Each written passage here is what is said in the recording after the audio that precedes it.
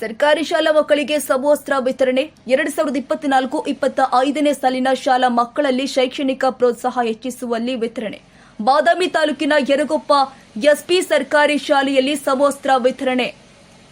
ಸರ್ಕಾರಿ ಸೌಲಭ್ಯ ಸದುಪಯೋಗಪಡಿಸಿಕೊಳ್ಳಲು ಮಕ್ಕಳಿಗೆ ಸಲಹೆ. ಮಕ್ಕಳ ಸರ್ವಾಂಗೀಣ ಬೆಳವಣಿಗೆಗೆ ಶಿಕ್ಷಣದ ಮಹತ್ವದ ಬಗ್ಗೆ ಜಾಗೃತಿ ಅಗತ್ಯ ಎಂದ ಮುಖ್ಯ ಶಿಕ್ಷಕರು.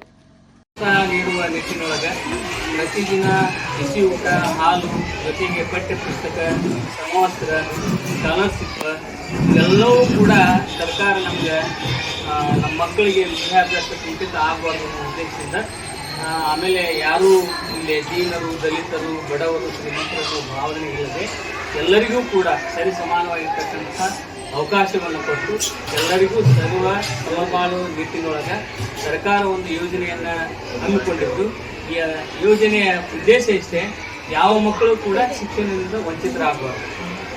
18 ವರ್ಷ ತುಂಬುವವರೆಗೂ ಕೂಡ ಮಕ್ಕಳು ಶಾಲೆಯಿಂದ ಹೊರಗುಳಿಬಾರ್ದು. ಆಮೇಲೆ ಅಕ್ಷರ ಜ್ಞಾನವನ್ನು ಪಡ್ಕೊಂಡು ತಮ್ಮ ಬದುಕನ್ನು ತಾವು ಕಟ್ಕೊಳ್ಳಿಕ್ಕೆ ಸಮರ್ಥರಾಗಬೇಕು ಅನ್ನುವ ನಿಟ್ಟಿನೊಳಗೆ ಸರ್ಕಾರ ಈ ಒಂದು ಉದ್ದೇಶವನ್ನು ತಂದು 2009ರಿಂದ ಏನು ಶಿಕ್ಷಣ ಹಕ್ಕು ಕಾಯ್ದೆ ಜಾರಿ ಬಂತು, ರೈಟ್ ಟು ಎಜುಕೇಷನ್. ಈ ಒಂದು ಕಾಯ್ದೆ ಬಂದಿನಿಂದ ಸುಪ್ರೀಂ ಕೋರ್ಟ್ ಒಂದು ಆದೇಶ ಮಾಡುತ್ತೆ, ಸರ್ಕಾರ ಶಾಲೆಯಿಂದ ಹೊರಗುಳಿದ ಮಕ್ಕಳಿಗೆ ಏನು ಕ್ರಮ ಕೈಗೊಳ್ಳುತ್ತಾ ಅನ್ನೋದಕ್ಕೆ ಒಂದು ಪ್ರಶ್ನೆ ಮಾಡಿದಾಗ ಅವಾಗ ಸರ್ಕಾರ ಎಚ್ಚೆತ್ಕೊಂಡು ಏನು ಮಾಡ್ತದೆ ಅಂತಂದ್ರೆ ಎಲ್ಲ ಮಕ್ಕಳಿಗೂ ಕೂಡ ಉಚಿತ ಸಮವಸ್ತ್ರ ಹಾಗೂ ಬಿಸಿ ಊಟ, ಹಾಲು, ಆಮೇಲೆ ಏನು ಅವರಿಗೆ ಪೌಷ್ಟಿಕ ಕೊರತೆ ಆಗಬಾರ್ದು ಅನ್ನೋ ಉದ್ದೇಶಕ್ಕೂ ಕೂಡ ಇವತ್ತು ಏನು ಮಾಡಕತ್ತಂದ್ರೆ ಮೊಟ್ಟೆ ಮತ್ತು ಸಿಂಗಾತಿಯನ್ನು ಕೂಡ ಸರ್ಕಾರ ಇವತ್ತು ವಿತರಣೆ ಮಾಡ್ಲಿಕ್ಕೆ.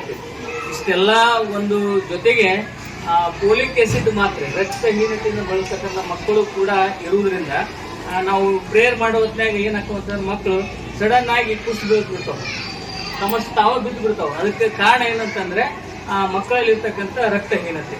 ಆ ರಕ್ತಹೀನತೆಯು ಕೂಡ ಆಗಬಾರ್ದು ಅಂತ ತಿಳ್ಕೊಂಡು ಸರ್ಕಾರ ಏನು ಮಾಡ್ಲಿಕ್ಕೆ